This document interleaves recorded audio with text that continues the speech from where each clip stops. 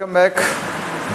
आज हम लोग बात करते हैं कुछ प्रैक्टिस जो कुछ इलेक्ट्रिसिटी से रिलेटेड क्लास 10th के लिए कुछ एमसीक्यू और वेरी शॉर्ट क्वेश्चंस पे बात करेंगे। चलिए शुरुआत करेंगे फर्स्ट क्वेश्चन से। आप भी आंसर दे सकते हैं, बीच में कमेंट में भी आंसर दे सकते हो, वैसे मैं आंसर बताता जाऊंगा, अगर कुछ डिफर लगे तो बताइए। जैसे फर्स्ट क्वेश्चन हमारे पास है, the unit of conductance is. देखिए हमने यहाँ यूनिट किसकी पूछी आपसे बताइए, कंडक्टेंस की। क्या आप बता सकते हैं कंडक्टेंस की यूनिट क्या होती है? कौन कौन बता सकता है? हैंड रेज करें। यूनिट ऑफ कंडक्टेंस बताओ। है ऑप्शन सी। ऑप्शन सी में क्या है भैया? Ohm inverse. ठीक है, देखिए हमारे पास यहाँ जो ऑप्शन है, पहला ऑप्शन है वोल्ट, दूसरा है ओम और तीसरे को ओम इनवर्स और चौथे को एम्पियर, हम ऐसे कहेंगे। ठीक है, एक वो दो एक जैसा लिख गया था। एक बात समझना, कंडक्टेंस होता क्या, पहले इस पे बात करते हैं। कंडक्टेंस ध्यान रखिएगा, रेसिप्रोकल ऑफ रेजिस्टेंस। क्लियर बात। कंडक्टेंस क्या होता है? रेसिप्रोकल ऑफ रेजिस्टेंस, यानी 1/, रेजिस्टेंस। और रेजिस्टेंस की यूनिट क्या होती है? अच्छा बताओ, ओम होती कि नहीं होती? बोलो। तो फिर कंडक्टेंस की क्या बन जाएगी? Ohm inverse. क्या बन जाएगी भैया? Ohm inverse. या इसी को हम मो भी कहते थे। क्या कहते थे? मो। आप मो भी कह सकते हो। एक और थी इसकी यूनिट, क्या थी किसी को याद है? साइमन। याद है? क्यों? ये कहां से आई थी? न्यूटन का पूरा नाम क्या था? न्यूटन का पूरा नाम पता क्या था? बोलो। Isaac Newton. अब अंग्रेजी में आइजैक कह देते हैं, हम तो उसको पढ़ेंगे तो हम क्या पढ़ेंगे? इसाक। आइजैक। कोई इसाक नहीं पढ़ा जा सकता क्या? स्पेलिंग तो वही है। खैर, आइजैक न्यूटन थे, या हम यूँ कहें अगर इसाक न्यूटन थे तो ये 3 भाई थे, इसाक, ईसुक, आसिक। ठीक है, यहाँ लेकिन ओम है। ओम का पूरा नाम क्या था? किसी को याद है? मैंने बताया है, ओम का पूरा नाम था जॉर्ज साइमन ओम। ओम इसकी यूनिट है रेजिस्टेंस की, तो साइमन उसमें से उठा लिया गया, तो किसका हो गया वो? कंडक्टेंस का। फिलहाल यहाँ पर जो हमारे पास है तो ओम इनवर्स ही करेक्ट है। क्लियर? ये क्वेश्चन हुआ। हम अगले क्वेश्चन पे आते हैं। सेकेंड क्वेश्चन उठाते हैं, देखिए क्या कह रहा है, इस पे बात करते हैं। Out of the following non ohmic resistors is. देखिए हमारे पास जो ऑप्शन है, सुनिए, एक नाइक्रोम है, कॉपर सल्फेट सॉल्यूशन है, ठीक है, सोलर सेल है और सिल्वर है। बढ़िया बात है, ध्यान से सुनिए इसको। क्वेश्चन हमसे क्या डिमांड कर रहा है, इसमें क्या फाइंड करना आपको बताइए? Non ohmic. ओमिक और नॉन ओमिक दोनों पढ़ाए मैंने। ओमिक वे मटेरियल्स होते हैं, सब्सटेंस होते हैं जो ओम्स लॉ को फॉलो करें। नॉन ओमिक वो होते हैं जो फॉलो ना करें। अब पहचानेंगे हम कैसे? ओमिक वे होते हैं जिनके लिए V और I के लिए ऐसे स्ट्रेट लाइन मिल जाए, ऐसे समझ लो। ये ओमिक का ग्राफ है। किसका है? ओमिक। और नॉन ओमिक में स्ट्रेट लाइन ना होकर के कोई कर्व मिलता है। किसके वर्सेस बनाते हैं हम लोग? V और I के वर्सेस ग्राफ बनाते कि नहीं बनाते? बताओ। ओम्स लॉ में। तो ये ओम्स लॉ को जो मटेरियल होल्ड करे, मतलब फॉलो करे, वो ओमिक है, ना फॉलो करे तो नॉन ओमिक। अभी यहाँ पर बात कर दूं, ज़्यादातर जनरली ध्यान रखिएगा, मेटल जितनी भी हैं, मेटल और एलॉय, ये अपनी जानकारी के लिए लिख लो, ये सभी होते हैं क्या? क्या होते हैं? ओमिक। क्या होते हैं? ओमिक होते हैं। ठीक है, मेटल और एलॉय। ठीक, तो देखो दो तो अपने आप ओमिक हो गए, इसमें ज़्यादा दिमाग का दही करने की जरूरत नहीं बची। देखो कौन? सिल्वर और नाइक्रोम। बोलो। अच्छा, अब नॉन ओमिक के भी कुछ एग्जाम्पल हमने कराए थे, अगर नहीं याद है तो बता दूं। जितने डायोड, ट्रायोड, ये सब होते हैं ना, क्या? डायोड, ट्रायोड, यानी जिनमें 2 प्लेट्स होती हैं, वो नॉन ओमिक होते हैं। ठीक, आप यहां देखो, जो सोलर सेल है इसमें 2 प्लेटें होंगी कि नहीं होंगी बताओ, होंगी कि नहीं होंगी बताओ, 2 प्लेट्स। तो फिर ये क्या हो गया, नॉन ओमिक में आ जाएगा। कैसा आ जाएगा, नॉन ओमिक। कौन हो जाएगा, सोलर सेल। अगले क्वेश्चन पे आते हैं, ठीक है, करते जाना है तुम्हें। नेक्स्ट उठाते हैं, थर्ड उठाइए, देखिए the resistance of a conductor depends on. अच्छा, रेजिस्टेंस जो होता है वो किस पर डिपेंड करता है, वो भी कंडक्टर के लिए, ठीक है। रेजिस्टेंस की डिपेंडेंसी देखी गई है। मैं आपको एक बात बता दूं, जो रेजिस्टेंस होता है एक फॉर्मूला है पैरामीटर के फॉर्म में। हमने तुम लोग को नहीं सिखाया, जरूरत नहीं है इसकी वैसे सिखाने की, इसलिए हमने अभी तक सिखाया नहीं है, लेकिन हम एडिशनल में तुम्हें बता देते हैं। इसको एडिशनल में नोट कर लो अपने पास। ये भी ओम्स लॉ है, इसको बोलते हैं Ohm's law in parameter form.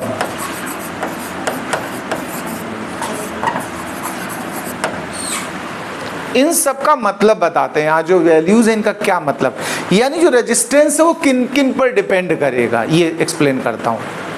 देखो, रेजिस्टेंस डिपेंड करता है लेंथ ऑफ द वायर पर। देखो वहां से फॉर्मूले से देखो, R इज इक्वल टू क्या लिखा है, ml/ne² A और टाउ। सबका सेंस बता रहा हूं मैं। L तो समझिए क्या है, ये लेंथ ऑफ द वायर, तो रेजिस्टेंस लेंथ पे डिपेंड करेगा। अच्छा, M क्या है, लेकिन M ध्यान रखना, ये इलेक्ट्रॉन का मास है। क्या है, मास तो कांस्टेंट होता है इलेक्ट्रॉन का, तो इलेक्ट्रॉन का मास तो बदलना नहीं है, तो उस पर डिपेंडेंस नहीं रहेगी रेजिस्टेंस की। अगर इलेक्ट्रॉन का मास कभी चेंज हो तो रेजिस्टेंस बदलेगा, लेकिन मास हमेशा फिक्स होता है। कितना होता है इलेक्ट्रॉन का मास, किसी को याद है, हमने कराए थे। हाँ, अच्छा, इतना हल्का इलेक्ट्रॉन कर दिया, किसी को याद है मास ऑफ इलेक्ट्रॉन? कुछ पार्टिकल्स लिखाए थे हमने, पीछे कहा था नोट्स कर लेना, याद आया? मास ऑफ इलेक्ट्रॉन भी याद कर लो, बता देते हैं, 9.1 × 10⁻³ kg। ये मास ऑफ इलेक्ट्रॉन है, ये फिक्स है, इसमें कोई वेरिएशन नहीं होता कभी। चार्ज ऑफ इलेक्ट्रॉन, ये जो E है ना, E होता है चार्ज ऑफ इलेक्ट्रॉन, 1.6 × 10⁻19 कूलम। ये चार्ज है इलेक्ट्रॉन का, ठीक है। तो ये दोनों नंबर क्या हो गए, कांस्टेंट हो गए। अब देखो रेजिस्टेंस किस पर डिपेंड करेगा, ध्यान देना, इलेक्ट्रॉन डेंसिटी पर। नंबर जो n है ना, इसको बोलते हैं इलेक्ट्रॉन डेंसिटी। और रेजिस्टेंस किस पे डिपेंड करेगा, एरिया पर। और रेजिस्टेंस किस पे डिपेंड करता है, ये जो टाउ है इसको बोलते हैं रिलैक्सेशन टाइम। अभी इस पे हम बात करते हैं, थोड़ा सा हम रिलैक्सेशन टाइम को एक्सप्लेन करने वाले हैं। पहले तो ये फैक्टर आप अपने मन में रख लो या याद कर लो, लिखना है तुम्हें, जानना है कि रेजिस्टेंस किन किन फैक्टर्स पर डिपेंड करेगा।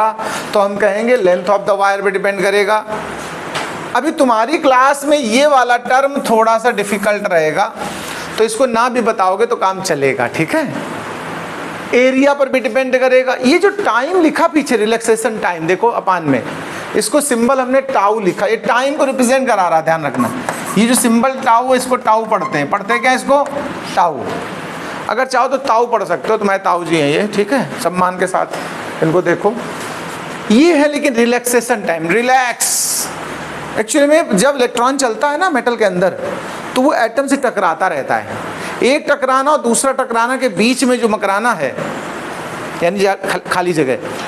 अरे शराबी आदमी को देखा कभी तुमने सड़क पे चलते हुए, देखा है? वो जब शराब पी के चलता है तो एकदम स्ट्रेट लाइन चलता है, कभी देखना। और जब तक उसके सामने खंभा नहीं आ जाएगा, और बिजली का खंभा आता है, उसे टन से टकराता है और फिर वापस बैक, फिर वो 2 कदम लेफ्ट या राइट चलता है, फिर चलता सीधा जब तक दूसरी कोई रुकावट न पैदा हो। नहीं ऑब्जर्व किया इस बात को? आज कभी देसी ठेके के पास खड़े होकर देख लेना, इस तरह। तुम ऐसे टहलते हो? हाँ। तो मतलब ये जो टाइम इंटरवल है, जब टक्कर एक हुई, दोबारा जब टक्कर होगी, उसके बीच जो खाली समय होता है उसको क्या कहते हैं, रिलैक्सेशन टाइम। ये डिपेंड करता है टेम्परेचर पर। किस पर? तो हम ये कहेंगे resistance depend on temperature also. ये कुछ थ्योरी की बात हमने अभी एक्सप्लेन की आपको, थ्योरेटिकल। अभी इस क्वेश्चन में अगर हमारे पास कोई ऑप्शन है तो उसका आप चूज करते हैं। चलिए आइए देखिए, ध्यान से देखिए, सब बातें बता दी। यहाँ पर क्या क्वेश्चन कह रहा है, the resistance of conductor depend on. अब हमें चूज करना है। पहला ऑप्शन कह रहा टेम्परेचर ऑफ द कंडक्टर। क्या ये टेम्परेचर पर डिपेंड करता है? अभी देखो बात की, आर किस पर डिपेंड कर रहा है? कर रहा है डिपेंड। तो ये बात सही हो गई, एक तो यही ऑप्शन सही है। और देखते हैं, आगे बढ़ते हैं। B part, the thickness of the conductor. Thickness मतलब मोटाई होता है ये ऐसे मोटा, और मोटाई को मतलब हम लोग अगर काट दें तो इस हिस्से को बोलते हैं एरिया ऑफ क्रॉस सेक्शन। क्या बोलते हैं? क्या ये आर एरिया पर डिपेंड कर रहा है क्या? देखो सामने, एरिया डिपेंडेंट है कि नहीं है? यानी ये दूसरा ऑप्शन भी ठीक लग रहा है हमको। लेंथ ऑफ द कंडक्टर, क्या कंडक्टर की लेंथ पर डिपेंड करता है क्या? ये बात भी ठीक लग रही है। तो बचा क्या लास्ट में? All of above. देखो इन्होंने आपको तीन चीजें दे दी कुल मिला के। इन्होंने कहा कि रेजिस्टेंस डिपेंड करता है टेम्परेचर पर, डिपेंड करता है लेंथ पर, डिपेंड करता है एरिया पर। एरिया मतलब थिकनेस पर, ठीक है। उसके अतिरिक्त हमने एक आध पॉइंट और आपके सामने मेंशन किए, जैसे इलेक्ट्रॉन डेंसिटी पर, ठीक है। बट ये आपके सिलेबस से थोड़ा सा ऊपर की बात है। इलेक्ट्रॉन डेंसिटी डिस्कस नहीं की गई है, इसलिए हम अभी इसको कह रहे थे, चाहे आप भूल जाना या याद रहे तो बड़ी अच्छी बात है। इलेक्ट्रॉन डेंसिटी होती क्या, अगर आपको बताएं, आपको मेटल के अंदर जो इलेक्ट्रॉन फ्री होते हैं, जितने ज़्यादा फ्री इलेक्ट्रॉन होंगे उतनी ज़्यादा उसकी इलेक्ट्रॉन डेंसिटी कहलाएगी, ठीक है। फ्री इलेक्ट्रॉन का प्रेजेंस ही इलेक्ट्रॉन डेंसिटी को बनाता है। तो बताओ, ये वाला क्वेश्चन समझ में आ गया? आप अगर इसको याद रख पाए, ये 12th में क्लास में आएगा फिर से दोबारा ये फॉर्मूला, तो और मजा आएगा, आपको जल्दी से बातें समझ में आ जाएंगी। और नहीं भी रख पाओ तो ऐसे याद कर लो कि ये फैक्टर इन पर डिपेंड करता है, ठीक है। अब नेक्स्ट क्वेश्चन पे बात करते हैं। देखो नेक्स्ट क्वेश्चन हमारे पास, देखो फोर्थ, देखो the specific resistance of A rod. यहां वर्डिंग पे ध्यान दिया करो। स्पेसिफिक रेजिस्टेंस को हम लोगों ने सिंबल क्या दिया था, किसी को याद है? रो। क्या दिया था? स्पेसिफिक रेजिस्टेंस का सिंबल था rho. Aluminium as compared to that of a thin wire of aluminium. देखो देखो देखो, ध्यान देना, ये रॉड है, ये क्या है? रॉड, और ये क्या है? Thin wire. लेकिन दोनों बनी काहे से हैं? एल्यूमिनियम से। अब क्वेश्चन क्या कह रहा सुनिए। पहले बताओ, इतनी बात समझ पाए कि उस क्वेश्चन ने दो चीजें कंपेयर करने को बोली आपसे। दोनों बनाई किससे उसने? एल्यूमिनियम से। एक क्या बनाया? रॉड। एक क्या बनाया? पतला सा वायर। क्लियर? और पूछ क्या रहा? Specific resistance. क्या पूछना चाह रहा है, इस पे बात करते हैं। देखिए, the specific resistance of rod और थिन वायर में लेस, यानी रॉड का लेस होगा थिन वायर से, पहला ऑप्शन। मोर, रॉड का ज्यादा होगा, थिन वायर का कम होगा। सेम, बराबर रहेगा। Depend on the area of cross section and length. चार ऑप्शन है आपके पास, फिर से सुन लो। एक ऐसे रॉड है, मोटी सी ऐसे एक रॉड है, और एक पतला सा वायर है, ऐसे समझ लो, ठीक है। और दोनों बने का ऐसे हैं एल्यूमिनियम से। क्वेश्चन कह रहा है स्पेसिफिक रेजिस्टेंस रॉड का ज्यादा होगा या वायर का ज्यादा होगा, या सेम होगा, या rho is equal to R A by L एक फॉर्मूला था, या एरिया और लेंथ पर डिपेंड करेगा। अब आप लोगों में कौन आंसर बताएगा, वो हाथ अपना उठाए भाई। भैया बताओ यार, राजा बेटा, कौन सा ऑप्शन सही लग रहा है तुम्हें? डी सही लग रहा है, वेरी गुड। तुम बताओ भाई। सेम। सेम, सेम मतलब डी। सी। अच्छा, तुम बताओ भाई पापा। डी वाला। तुम बताओ भाई, क्या बोलते हैं बबुआ? है कौन सा सही लग रहा था? चार ऑप्शन है, उसमें दिक्कत क्या है? कोई बोल डी है, ऐसे तुम बताओ भाई। सी वाला। सी वाला। सी वाला। तुम बताओ। डी ऐसा लग रहा है तुम्हें? तुम बताओ। Sir D? डी ऑप्शन में सर डी तो कोई चीज नहीं है। हाँ, डी। डी। आइए देखिए, कभी कभी होता क्या है, कुछ चीजें जानबूझ के कंफ्यूज करती हैं। ये फॉर्मूला कंफ्यूज करता है। पहली बात, हमने जब थ्योरी डिस्कस की थी तो बताया था कि इस फार्मूले के चक्कर में फंसे। एक क्वेश्चन मैं पूछता हूं, ध्यान देना, वो क्वेश्चन ऐसा ही कुछ है। एक ट्रक है, ओवरलोड ट्रक है, सपोज करो खूब ऊंचा सा है, और वो बहुत तेज रफ्तार में जाता है अंडरपास, नहीं अंडरपास होते हैं, वो थोड़ा सा नीचा अंडरपास था, ट्रक में सामान के हिसाब से उसकी हाइट थोड़ी सी ज़्यादा थी, और बहुत तेज रफ्तार में गया तो अंडरपास में फंस के और वो गिर गया।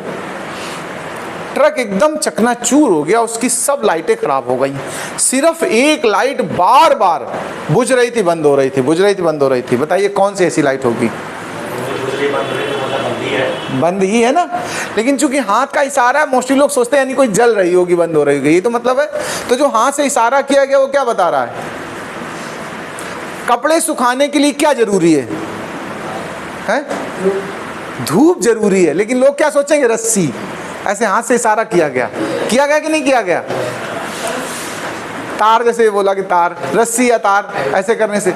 मैं वही कह रहा हूं, कभी कभी कुछ चीजें जो की जा रही होती हैं वो क्यों की जा रही होती हैं? कि तुम कंफ्यूज हो जाओ, जबकि एक्चुअल कुछ और बात होती कि नहीं होती? बताओ। तो वही ये जो फॉर्मूला ध्यान रखना, इसको देख के लग रहा है कि रो किस पे डिपेंड कर रहा है? देखो, ए पर और एल पर, जबकि हमने लिखाया था specific resistance is the property of material. आप चाहो तो थ्योरी देख लो जहां लिखाई है, प्रॉपर्टी ऑफ मटेरियल या सब्सटेंस। क्या मीनिंग है इसका? इसका क्या मीनिंग है कि अगर मटेरियल नहीं बदला तो रो नहीं बदलेगा। वायर चाहे जितना दुबला हो जाए, चाहे जितना मोटा हो जाए, चाहे जितना पतला हो जाए, लंबा हो जाए, ऊंचा हो जाए, टेढ़ा हो जाए, मेढ़ा हो जाए, बोलो भाई, लाल सफ़ेद नीला पीला कैसा भी हो जाए, अगर सब्सटेंस उसका नहीं चेंज करे। दोनों काहे के हैं? एल्यूमिनियम के। तो आंसर कौन सा सही रहा? सी सही रहा, कि वो सेम आंसर रहेगा, कोई फर्क नहीं पड़ेगा। ये बात अगर भूल गए हो तो जरूर लिख लो कि specific resistance depend only on the substance, does not depend on area, length etcetera. ठीक है। जबकि फॉर्मूला देख के बहुत लोग ऐसा सोचते हैं कि यार इसमें तो ए पे भी डिपेंड कर रहा है, एल पे भी डिपेंड कर रहा है। जिन लोगों ने डी चूज किया उनके साथ ये गुगली हो गई। ठीक है, कि कपड़ा सुखाने के लिए रस्सी जरूरी है, और जबकि जरूरी क्या है? धूप जरूरी है ना। अरे काहे टांग लो, धूप में रख दो, टांगना जरूरी है यार, क्या बताओ।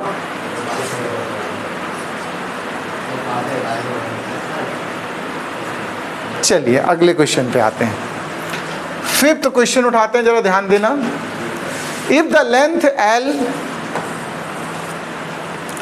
Of wire is increased by 3L, length कितनी कर दी बच्चा लोग? 3 times. By stretching its resistance R increases. आपको बताना रेजिस्टेंस कितना हो जाएगा। कौन इसमें बताएगा? हम ऑप्शन पढ़ देते हैं आपके सामने। पहला ऑप्शन है 3R यानी 3 टाइम्स हो जाएगा, 6 टाइम हो जाएगा, 4 टाइम हो जाएगा, 9 टाइम हो जाएगा। किसी के मन में है आंसर? वायर को खींचकर ऐसे लंबा करा गया, कितना लंबा किया गया? देखो, एल था पहले, लेंथ कितनी थी पहले? एल, अब कितनी हो गई? 3L, थ्राइस हो गई। बताओ भाई रोहन, बता पाओगे आंसर? सर लेंथ बढ़ेगी तो एरिया घटेगा। हाँ, तो क्रॉस सेक्शन एरिया घटेगा। हाँ घटेगा। तो क्या कहना चाहते हो? इस इन ऑप्शन में बताओ कौन सा तुम्हें ठीक लग रहा है? कि 3-4 गलबड़ आंसर हैं, 5वां ऑप्शन होना चाहिए। क्या कहना चाहते हो आप? तुम बताओ भाई जी। कोई समझ नहीं आ रहा। पार्थ भैया? पहला वाला लग रहा था। पहला लग रहा है तुमको? अच्छा भाई, तुम बताओ भाई। वही बताओ भाई। हैं? ए वाला। है वो? तुम सॉल्व कर रहे हो क्या? एक्सक्यूज मी, इधर ए। अच्छा तुम बताओ। ए सही लग रहा है। अच्छा आओ बच्चों, तुम्हें दिखाएं इस क्वेश्चन की बातचीत। देखो एक बात याद करो, तुम भूल गए। इसका मतलब हमने कहा था कभी अगर हम वायर की लेंथ को बढ़ा दें या कम कर दें, स्पेसिफिक रेजिस्टेंस नहीं बदलता है लेकिन रेजिस्टेंस बदलता है। और रेजिस्टेंस नया अगर पता करना हो तो वो होता है n स्क्वायर टाइम्स जो लेंथ की गई है। ऐसा एक रिलेशन कराया था, या तो ऐसे लिखाया होगा या ऐसे लिखा दिया होगा, r dash is equal to n square of r। अगर लेंथ को 1 टाइम से बढ़ाकर 2 टाइम 3 टाइम 4 टाइम किया जाए, या हाफ कर दी जाए, 1/4 कर दी जाए, तो रेजिस्टेंस जो नया आएगा, चाहे ऐसे फार्मूले से याद कर लो चाहे ऐसे, वो पुराने रेजिस्टेंस का कितने टाइम्स हो जाएगा, n स्क्वायर टाइम।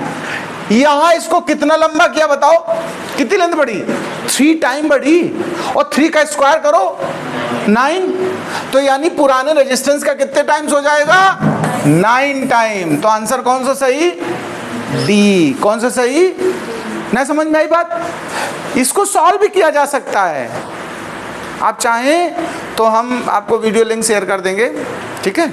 मैंने सॉल्व कराया ऐसे, ये फॉर्मूला आता कहाँ से, ये एक्सप्लेन किया मैंने।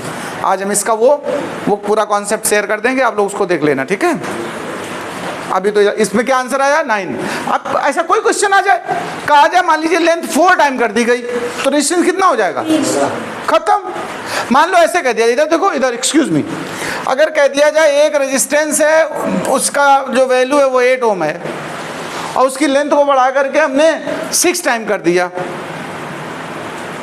5 टाइम कर दिया, चलो 5 टाइम, लेंथ 5 टाइम कर दी, बताओ नया रेजिस्टेंस कितना होगा भाई। 5 टाइम किया तो स्क्वायर करो पहले, कितना हुआ 25, और 8 वैल्यू थी, तो n स्क्वायर इंटू आर करना है तुम्हें कि नहीं, तो 25 इंटू 8, धड़ाम से खेल खत्म।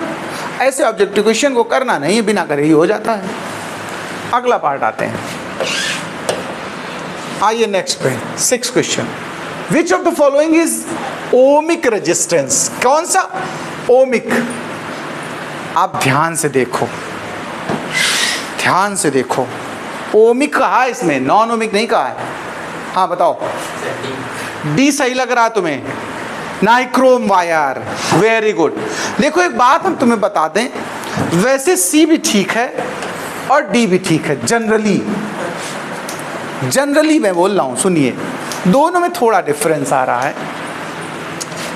लेड एलईडी डायोड है, मैंने कहा डायोड वगैरह क्या होते हैं, नॉन ओमिक होते हैं। जंक्शन डायोड, ये भी डायोड है, ये भी क्या है, डायोड है। एलवाई नाइक्रोम भी है। अभी फिलामेंट में नाम नहीं दिया, देखो मेटल नहीं दी कोई, लेकिन जनरली बनता किससे, टंगस्टन से। सही ये भी था, लेकिन जब इनमें चूज करना है मुझे, बेटर चूज करने का हो रहा है यहाँ। हम बल्ब को क्यों नहीं चूज कर रहे हैं, उसका रीजन सुने।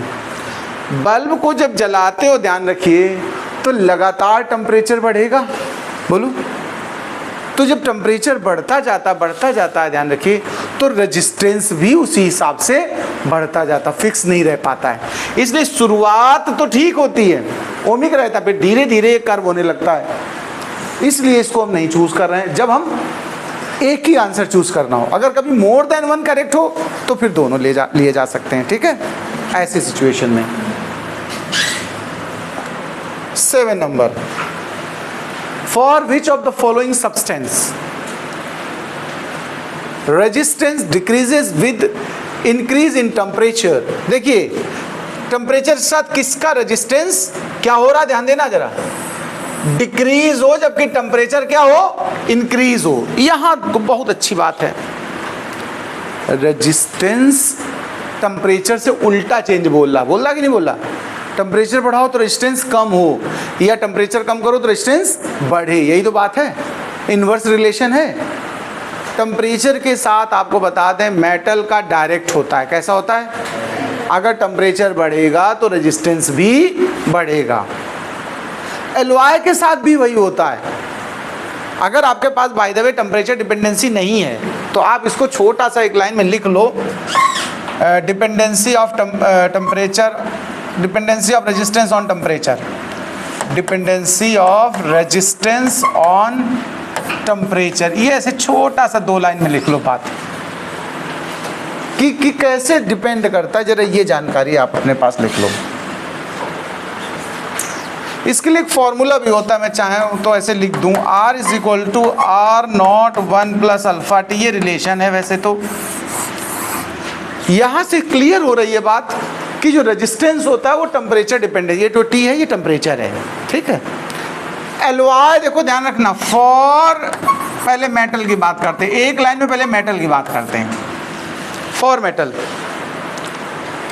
यहां लिख लो, इसके अंदर फॉर मेटल में लिखिए on increasing temperature resistance of metals also increases.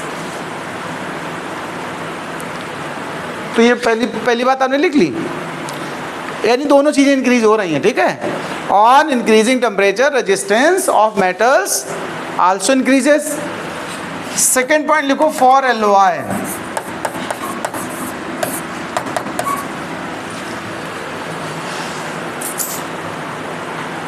एलवाई के लिए अगर हम बात करें, ध्यान रखना इस बात को, तो इंक्रीज तब भी होता है, लेकिन उतना नहीं होता है जितना मेटल के साथ होता है। मेटल के कंपेयर में ये थोड़ा इंक्रीज, जैसे मेटल में सपोज करो टेम्परेचर डबल करने से रेजिस्टेंस मान लो 5 टाइम हो जाता हो, तो एलवाई में टेम्परेचर डबल करने से वो 3 टाइम बढ़ेगा, 2 टाइम बढ़ेगा, बढ़ेगा बस। तो यहाँ ये लिखना for always on increasing temperature resistance increases but less as compare in case of metal. बात समझ पाए मेरी कि नहीं समझ पाए? मेटल के कंपेयर में लेस इंक्रीज होगा, लेकिन इंक्रीज होगा। तो यहाँ लिख दो on increasing temperature resistance of alloy increases but less as compared to metals, ठीक है। फिर दो चीजें और हैं, देखो आगे एक और पॉइंट देखो, फॉर इलेक्ट्रोलाइट। इलेक्ट्रोलाइट आप लोग जानते हैं, इलेक्ट्रोलाइट्स NaCl जो तेजाब डाला जाता है एक तरह से उसमें बैटरी वगैरह में, वो इलेक्ट्रोलाइट होता है, ठीक है। तो इलेक्ट्रोलाइट के मामले में और सेमीकंडक्टर के मामले में ध्यान रखना, इन दोनों मामले में ध्यान रखो उल्टा रिलेशन हो जाता है। इन दोनों का अगर टेम्परेचर इंक्रीज होता है तो रेजिस्टेंस डिक्रीज होता है, ठीक है। तो इन दोनों में एक साथ वही लाइन लिखनी है, लिखिए ये दोनों लिख दो, for electrolyte and semiconductors resistance increases on decreasing temperature, मतलब उल्टा लिखना है, या resistance decreases on increasing temperature, कुछ भी करो, उल्टा कॉन्सेप्ट चलता है, मतलब एक चीज बढ़ेगी तो दूसरी कम होगी, ठीक है। लिख पा रहे नहीं लिख पा रहे हो भाई? दोबारा बोल दें क्या इस बात को? आप ऐसे लिख दो, resistance decreases on increasing temperature या resistance increases on decreasing temperature, उल्टा लिखना, मतलब एक में डिक्रीज एक में इंक्रीज। अभी आपके मन में आ रहा होगा कि सर ये सेमी कंडक्टर का चीज होती है, हालांकि मैंने आपसे एक लिंक शेयर किया था, मैंने कहा था इसको नोट कर लेना, उसमें कंडक्टर सेमी कंडक्टर ये सब इंट्रोडक्शन दिया था मैंने, है करा था। सेमी कंडक्टर एग्जाम्पल कोई बता सकते हो आप मुझे? कोई बच्चा बता सकता है सेमी कंडक्टर का एग्जाम्पल क्या है? हाँ कोई एग्जाम्पल दो सेमी कंडक्टर का भैया। ये हमने लिंक शेयर किया था कि कर लेना, करते नहीं हुए वो, इसका मतलब भैया पढ़ते नहीं दोबारा उसको, क्यों? तुम बताओ, जानती हो सेमी कंडक्टर? कोई एग्जाम्पल बताओ। अच्छा मैं एक हिंट देता हूँ, सेमी कंडक्टर पहचानने के लिए मैं हिंट देता हूँ, जिनकी वैलेंसी पढ़ी तुम लोगों ने अभी? वैलेंसी पढ़ी ना? जिनकी वैलेंसी 4 हो वो सेमीकंडक्टर ज़्यादातर। अब कोई सोचो वैलेंसी 4, वैलेंसी कैसे जानते हैं? ये तो पता होगा, वो आप कॉन्फ़िगरेशन कर दो 2 8 18 के हिसाब से ऐसे बांट दो। बोलो अगर आउटर मोस्ट में 4 आ रहे हैं इलेक्ट्रॉन तो क्या हो जाएगा? वो सेमीकंडक्टर हो जाएगा। अब सोचो, भाई कार्बन का बताओ तुम, मुझे नंबर बताओ, कार्बन का नंबर कितना होता है? 6। कार्बन का क्या नंबर होता है? 6। और 2 और 4 बोलो। इसके बाद बता दें सिलिकॉन। सिलिकॉन जानते हो आप लोग क्या होता है? सिलिकॉन क्या होता है भैया बताओ? है कहाँ है? ब्लू वर्ड में मिलता है, क्या कह रहे हो? है कपड़ा है। अच्छा, सिल्क की जगह सिलिकॉन कर दिए। फिजिक्स की यार माँ बहन ना करो भैया। सिल्क अलग बात है, सिलिकॉन अलग बात भैया। कंप्यूटर में जो माइक्रो प्रोसेसर्स वगैरह बनते हैं वो किससे बनते हैं? सिलिकॉन से। सिलिकॉन होता क्या है? SI तो सिंबल है। अगर SI में O2 लग जाए तो ये मिट्टी है, धरती माता की जय, समझ रहे हो? ये SiO2 किसका फार्मूला है? मिट्टी। मिट्टी में सिलिकॉन होता है। काय में? मिट्टी में। सिलिकॉन सेमीकंडक्टर है, इसका 14 आप देख लेना सीक्वेंस है तुम्हारी पीरियोडिक टेबल में। याद नहीं किया तुम लोगों ने इसका, हमने कहा था उसको याद करो पीरियोडिक टेबल को। 14 है इसका, तो इसको क्लासिफाई करो। अच्छा 2, 8, 4। ऐसे जर्मेनियम होता है, क्या होता है? GE। ये 32 इसका सीक्वेंस नंबर है। इसको भी ऐसे कॉन्फ़िगरेट करोगे तो लास्ट में 4 बचेगा। तो मैंने आपको एग्जाम्पल में सबसे फेमस एग्जाम्पल अगर आपसे कोई पूछेगा तो सिलिकॉन और जर्मेनियम, ये जो यूजफुल है, जो कंप्यूटर उसमें यूज किया। आपने सिलिकॉन वैली सुना कि नहीं सुना? कहाँ सिलिकॉन वैली? कहाँ सिलिकॉन वैली? सिलिकॉन वैली कहाँ है? हम पूछे हॉलीवुड कहाँ है तो मुंबई बता दोगे का? फिर सिलिकॉन वैली USA में है। उस जगह को कहते हैं जहाँ कंप्यूटर की इंडस्ट्रीज हैं। फिर इंडिया में जब इंडस्ट्री बनी तो जो सबसे बड़ी कंप्यूटर हब बना वो है बेंगलुरु, तो उसको बोलते हैं सिलिकॉन वैली ऑफ इंडिया। क्या बोलते हैं? ऐसे हॉलीवुड कह सकते हो बॉलीवुड को, यानी हॉलीवुड ऑफ इंडिया अगर कहा जाए तो हम मुंबई कह सकते हैं।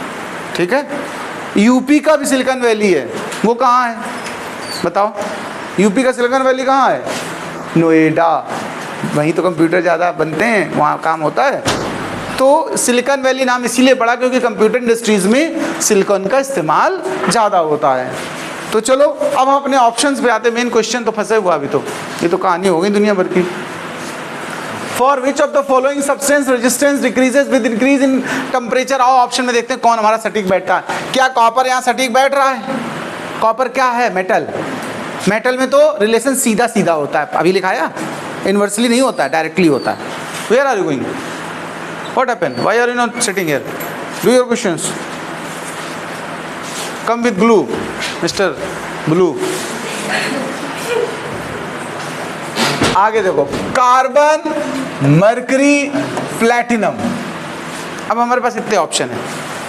प्लैटिनम भी मेटल है, ठीक है। मरकरी हालांकि मेटल नहीं है, मतलब मेटल है लेकिन वो उसमें आता है लिक्विड फॉर्म में, ये भी मेटल ही है। मरकरी क्या होता है? मेटल नहीं होता। अच्छा बताओ, लिक्विड मेटल होता है, तो ये भी मेटल में आ गया। तो कौन बच के तैयार हुआ हमारे पास? कार्बन। क्या बच के तैयार हुआ? और कार्बन किसकी क्लासिफिकेशन में चला गया? किसके हिसाब में आ गया? ये कंडक्टर है या सेमीकंडक्टर है? सेमीकंडक्टर। और सेमीकंडक्टर के लिए रूल क्या लिखाया मैंने? उल्टा रिलेशन। तो यहाँ कौन सटीक आंसर पड़ा? कार्बन ही तो पड़ा। तो कार्बन में ये रिलेशन उल्टा चलता है। इसका आंसर क्या निकला? कार्बन। ना समझ में आ रहा है? अगले क्वेश्चन पे आते हैं। 8th, standard resistors are made of. Standard बोल दिया है। Standard resistors are made of copper, constantan, aluminium, carbon. इसका कोई आंसर बताए मुझे। स्टैंडर्ड रेजिस्टेंस या रजिस्टर्स किस चीज से बनाए जाते हैं? कॉपर क्या है? रजिस्टर है या कंडक्टर है? पहले ये बताओ। कॉपर क्या है? रजिस्टर है। कंडक्टर है या रजिस्टर है? ये कंडक्टर है, कंडक्ट करता है करंट को। कॉपर क्या है? कंडक्टर। आपको बता दें एक जानकारी के लिए, बहुत से इलेक्ट्रॉनिक सर्किट्स ऐसे होते हैं, डिवाइसेस ऐसी होती हैं जहां बहुत ज़्यादा रेजिस्टेंस की नीड होती है। मेटल भी रेजिस्टेंस अप्लाई करती हैं लेकिन उसका मैग्नीट्यूड छोटा होता है, कम होता है। 1000-2000 ओम अगर कहीं चाहिए तो वहाँ पर अगर मेटल इस्तेमाल करोगे तो 100-200 मीटर लंबा वायर इस्तेमाल करना पड़ेगा, और कई 10-15 यूज़ करने पड़ गए तो दिक्कत हो जाएगी। तो इसके लिए एक ऐसी चीज़ है जिसको हम कार्बन कहते हैं, यानी कार्बन रजिस्टर इस्तेमाल किए जाते हैं। क्या यूज़ किए जाते हैं? स्टैंडर्ड रेजिस्टेंस बनाने के लिए। इसका चलो अच्छा, अभी यहाँ केवल आंसर टिक कर लो, इसमें डिटेल में आगे बढ़ाएंगे तुम्हें हम। एक फार्मूला होता है इसकी वैल्यू निकालने का, ठीक है। तो अभी यहाँ पर आप क्या याद कर लेंगे कुल मिला के? कार्बन होता है जिसको यूज किया जाता है किस चीज के लिए? स्टैंडर्ड रजिस्टर बनाने के लिए, ठीक है। क्या तुम लोगों ने देखा है रजिस्टर कैसा होता है स्टैंडर्ड वाला? कहाँ देखा है? हम तुम्हें दिखाना चाहते हैं, अभी देखो मंगाते हैं, रजिस्टर मंगाते हैं। अभी मंगाते हैं रजिस्टर।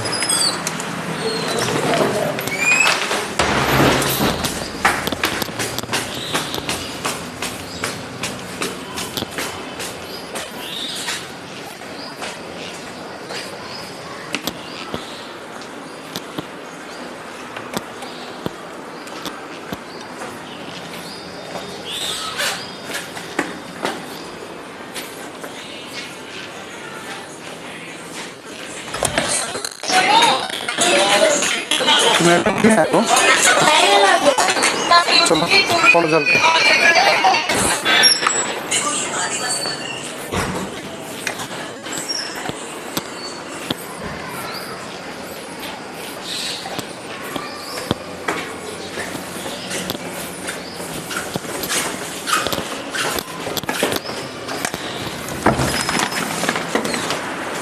चलो तुम्हें स्टैंडर्ड रजिस्टर दिखा दें।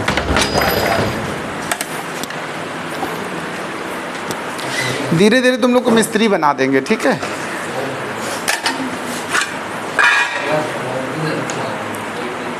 अब स्क्रू ड्राइवर लाएं तब निकालें बाहर। इस प्लेट में बहुत से लगे हैं, अभी हम निकाल के दिखाते हैं तुम्हें बाहर, ठीक है।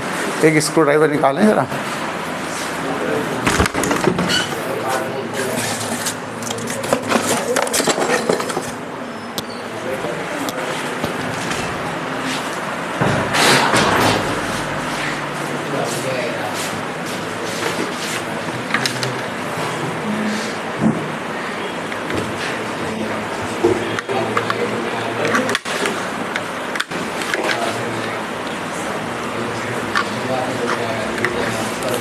आइए रेजिस्टेंस महाराज निकल के बाहर आइए। जितनी भी आईसी वगैरह बनी होती ना, ये उठाओ यार, रेजिस्टेंस गिर गया नीचे। जितनी आईसी बनी होती हैं, जो भी बने होते हैं, मतलब इस तरह। ये चार्जर अपना तोड़ लेना घर में, ये चार्जर की जैसी प्लेट है, चार्जर तोड़ देना। अब ये तो दिखेगा नहीं, जो उधर बैठे लोग हैं, ये रेजिस्टेंस तो दिखने वाला नहीं, ठीक है, लेकिन मैं बना दूंगा। तुम लोग देखो, इसमें देखिए एक सिलिंड्रिकल पीस है ये, इसमें देखो कुछ कलर्ड पट्टियाँ पड़ी हैं। इसको बोल रहे ये कार्बन रजिस्टर है। इसका इस छोटे से इसका रेजिस्टेंस की जो वैल्यू होगी वो करीब करीब 100 मीटर कॉपर के वायर के बराबर होगी। 100 मीटर कॉपर वायर जितना रेजिस्टेंस अप्लाई करेगा उतना अकेले ये मुझे लगता है 2 मिलीमीटर थिक इसकी लेंथ है। कुछ लोग को तो दिख ही नहीं रहा, करे चश्मा घर में भूला है, देख लो ये क्या है, इसी को बोलते हैं कार्बन रजिस्टर। देख लिया। अब तो ये चार्जर वगैरह में तुम्हें देखने मिलेगा। इसका एक काम कर सकते हो तुम लोग, चाहो तो इसे घर में चार्जर ख़राब हो जाता है, लड़कियां लोग इसका यूज़ कर सकती हैं, तो इसको थोड़ा लंबा तार ऐसे खींच के निकाल लें और ऐसे एक छोटा सोल्डिंग करवा लें इसे, और कान में अपना झूमर की तरह इसे टांग लें, तो इसको मतलब इस तरह यूज किया जा सकता है। ये जितनी ये डिवाइसेस घर में ख़राब हों, इनमें सब तुम्हारे काम। जैसे ये है, ये कैपेसिटर है, इसको उखाड़ के और इसमें भी एक शोल्डर ऐसे करवा के मैं टांगे घूमूं आराम से। ये सब नए नए डिज़ाइन के तुम्हें। ये ट्रांसफार्मर लगा है, छोटा सा ट्रांसफार्मर टांग लो। लोग कहेंगे नए नए फैशन के तुम झूमर ला रही हो, झुमके सब लोग। ये देखो 2 है एक जैसे, दोनों तरफ एक एक टांग लो अपना आराम से, ठीक। इसमें देखिए कई रेजिस्टेंस लगे हैं, इस प्लेट में लगे हैं। इतना रेजिस्टेंस के लिए कम से कम 1000 मीटर कॉपर वायर चाहिए होता। सोचो कितनी महंगी डिवाइस तैयार होती। इसलिए कार्बन रजिस्टर स्टैंडर्ड में यूज होता है। चलिए आगे बात करते हैं।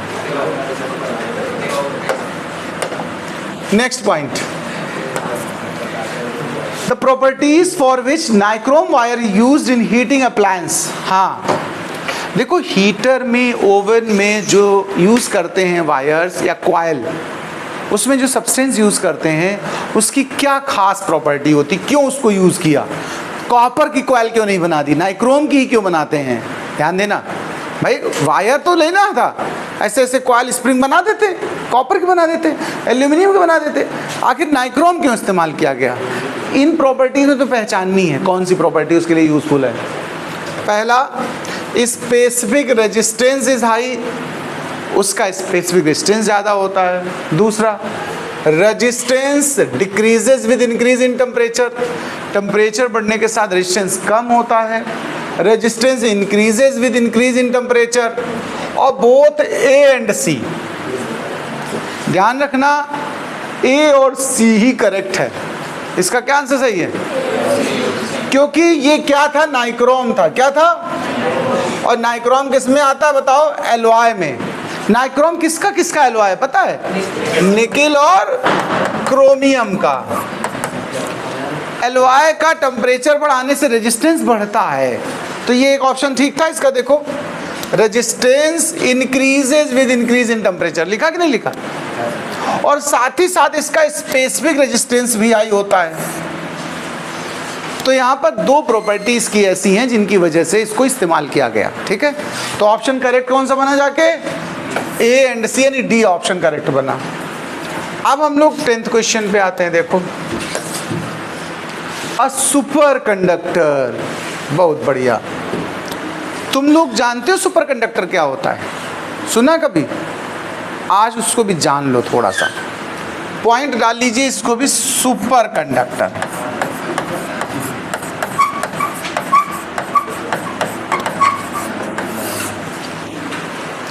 अभी मैं बात कर रहा था कि अगर टेम्परेचर इंक्रीज किया जाए, रेजिस्टेंस बढ़ेगा या कम होगा मेटल्स का? बताओ।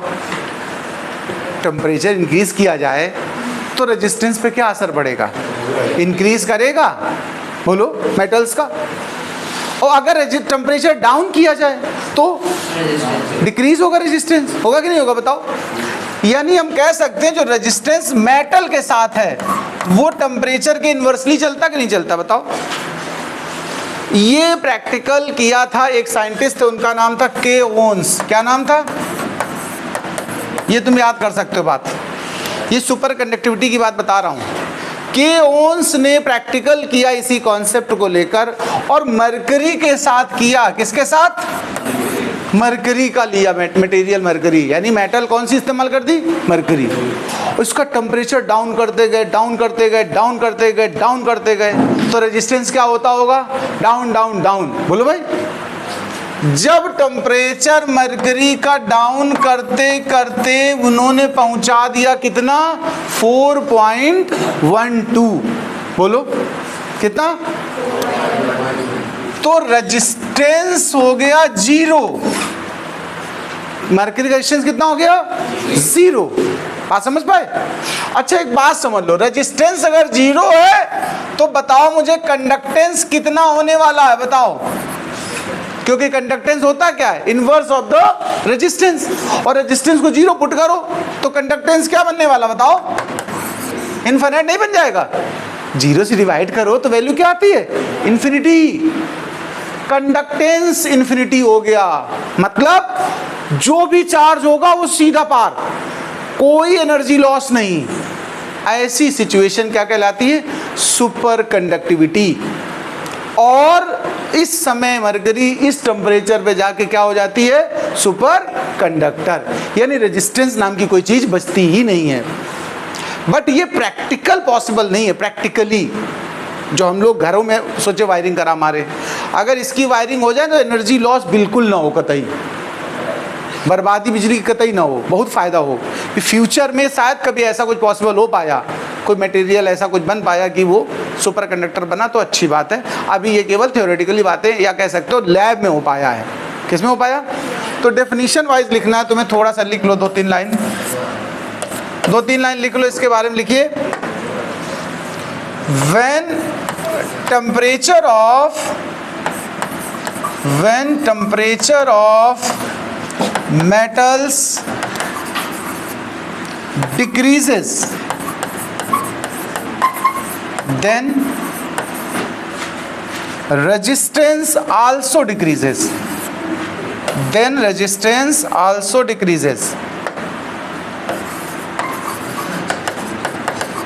Resistance also decreases. के ओन्स, इनका नाम डाल देना, इनको भी अच्छा लगेगा कि मेरा नाम लिया गया। K Onnes observe that mercury, या रेजिस्टेंस ऑफ मरकरी, ये यूज करना, that resistance of mercury, K Onnes observe that resistance of mercury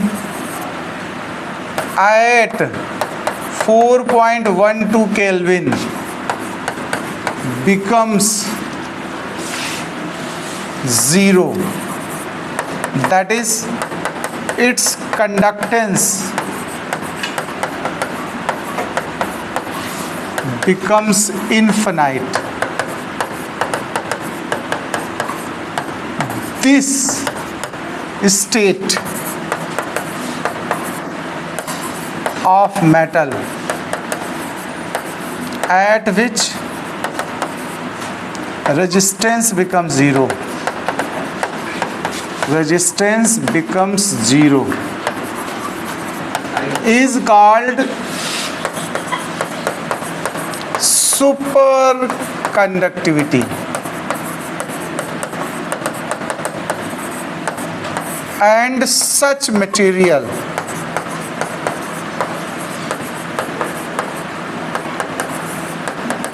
is known as superconductor.